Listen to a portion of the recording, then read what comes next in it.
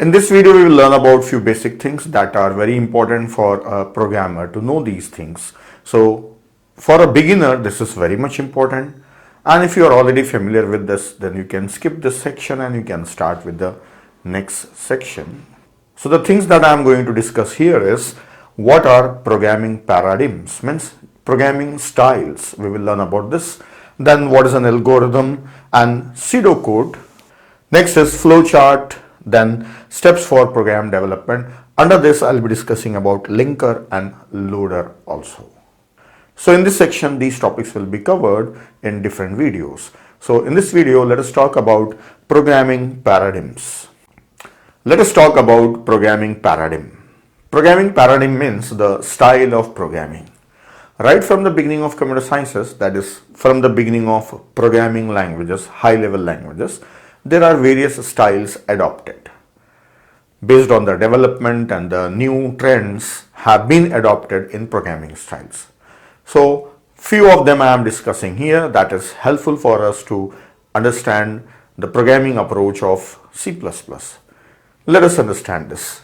See, these are the type of paradigms I am going to discuss about. First one is monolithic programming, then modular or procedural programming, then object-oriented, then aspect-oriented programming. So right now, today, we are following aspect-oriented programming. We are following this approach. And then the beginning, it was monolithic. So how the changes has occurred and what are the differences between them, we will study about them one by one. So I'll remove this and start. So already I have some examples here for explaining paradigms.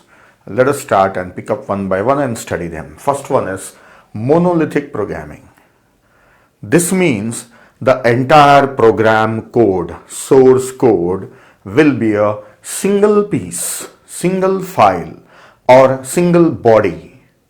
This was the early programming, the beginning of programming. So example, BASIC is one of the language that is old programming language. This used to follow monolithic approach. In one of the video I said that a program contains two things. In the beginning videos I have said one thing, program contains data and instructions upon that data. So if I list it here, two things are there, data and instructions. So in monolithic programming, everything is mixed, everything is mixed. These are the lines of a program. I have just drawn lines here. I have not written the code, program code itself. Assume those are the instructions in a program. So this is monolithic. Let us understand the problems with this one. See, if everything has to be in a single body, so it is just like one-man show. A single person has to do everything, right? So how many people can write this program? Means together, how many programmers can write? Only one programmer. What is the length of a program? It can be growing. If it is growing more and more, it becomes difficult for a programmer to finish it.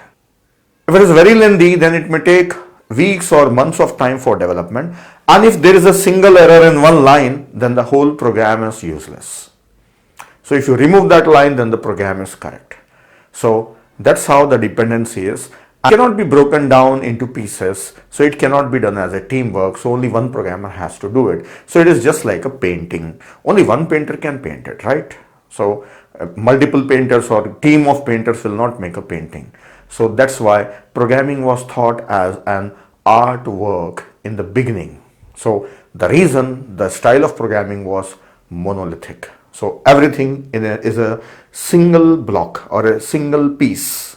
Then as the new languages started evolving and the requirements started changing and the computers were commonly used, then there was a need to develop the big size program which needs a team of programmers. So modular programming was introduced. So what is this? So comparison with this one I'll explain. See, when everything is written here, maybe few lines are there that are used here and the same lines are written here also. So why to write those two lines those same line multiple times? Why can't I write them at one place and use it multiple times here? Like function 1, I will call it as function 1, and here if I want it more than one time, I will call the function 1 once again. I will call it once again function 1. So this is what writing the same piece of code and reusing. So the first thing is reusing. We can reuse the code here. So what does a function do? Function performs a smaller or specific task. This is performing a major task, which is a collection of smaller tasks. So the idea here is that you can break that major task into smaller tasks, and you can define smaller tasks as a function. So each is a function. Suppose you are conducting an event like an exhibition if you are hosting at your place, at your college, then you may have to do a lot of other things, right? Making arrangements, inviting people, right? So a lot of other things are required. So you can divide the work and you can do it as a teamwork. So an event can be organized by group of people, not just one person. So that's how a single person is doing the entire task. Now you can divide the task into smaller tasks and divide it. And that's it. So each small task is a function. So that are called as modules or procedures. So we can make them as functions or procedures. So this is the idea of modular programming. Now, one more example I'll give you here. Procedural programming means if a person is running a shop, he alone takes care of the shop. So cleaning of the shop, opening of the shop, and dealing with the customer, purchasing and maintaining inventory, everything he takes care.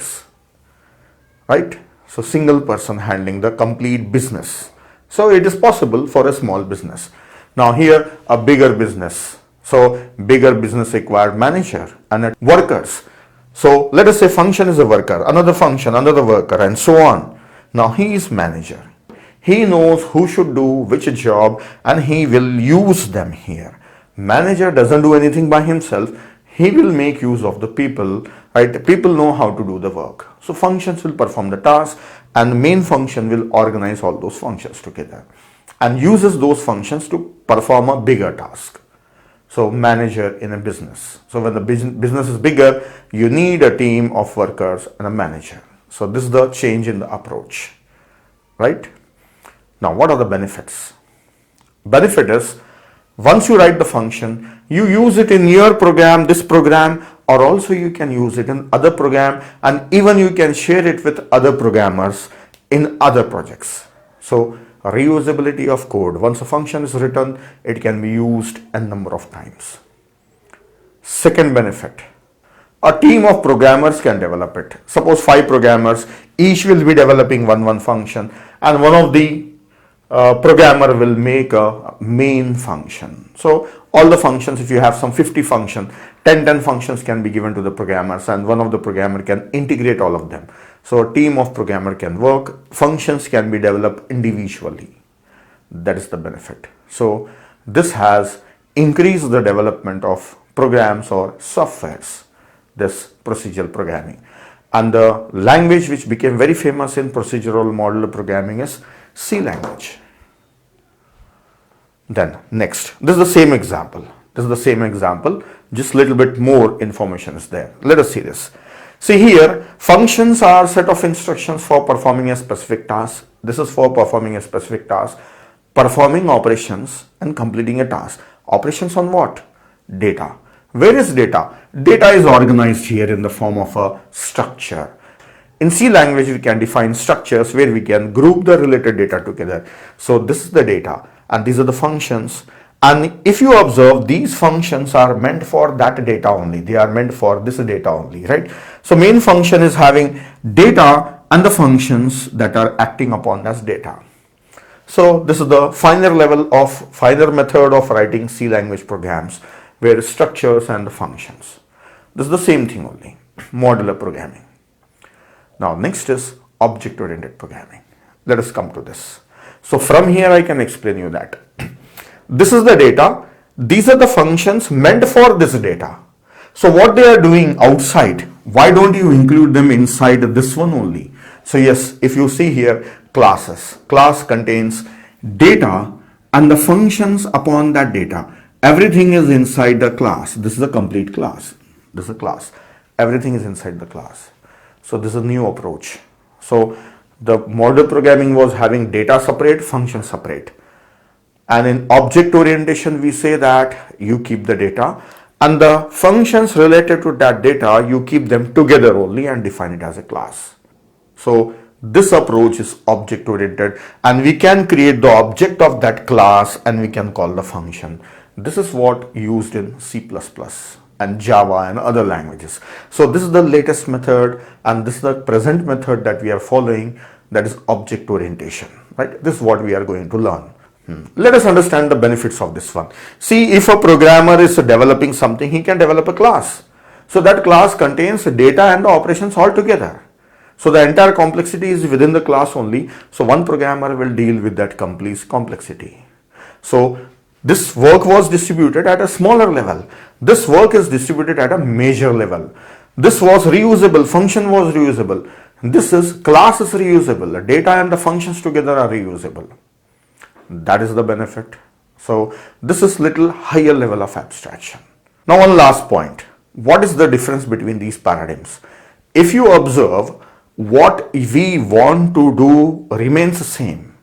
What the software should do remains same. What is the logic remains same. Only what is changing? The way you organize your program code is changing.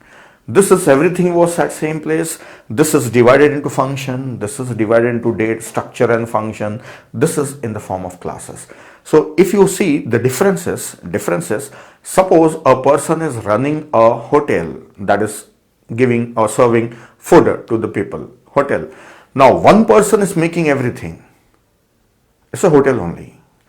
And a team of people are there who are running a hotel. So it's a hotel business only. Everything is same. That same food is served and the customers are also same type. Everything is same. This is more organized. This is more organized. So only the way is how the hotel is working is changing. Purpose of hotel and the results of hotel is same. So same way, if you are writing a program, you follow this approach or that approach, the outcomes of the program will be same. Only the difference is if you look inside the program, the way the program is written is different. So this is not for the users of the program. This is for the programmers itself. These paradigms are useful for the programmers to make programming easy. And this is the easiest method of writing program, that is C++. That's what we are going to learn. So that's all in this video. In the next video, we will see algorithms and pseudocode.